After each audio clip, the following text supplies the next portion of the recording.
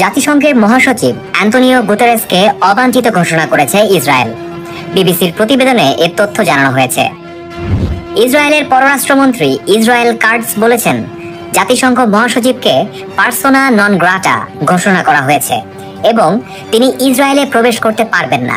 এছাড়াও জাতিসংঘ মহাসচিবকে ইসরায়েল বিরোধী, সন্ত্রাসবাদী, ধর্ষক ও খুনিদের সমর্থক হিসেবেও অভিযুক্ত করেছেন তিনি।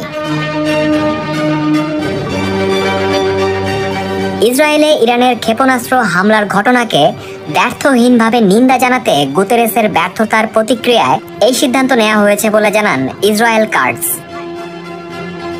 তিনি বলেন, আগামী প্রজন্মের কাছে গুতেরেস জাতিসংঘের ইতিহাসে একটি কালো অধ্যায় হিসেবে বিবেচিত হবে। তেল আবিবের অভিযোগ, সংস্থাটির প্রধান ইরানের ক্ষেপণাস্ত্র হামলার স্পষ্টভাবে নিন্দা করেননি। যদিও গুতেরেস গতকাল মধ্যপ্রাচ্যের সংঘাত বেড়ে যাওয়ার নিন্দা করেছেন এবং যুদ্ধবিরতির আহ্বান জানিয়েছেন। বর্তমানে ইসরায়েল জাতিসংঘের কড়া সমালোচক হয়ে উঠেছে।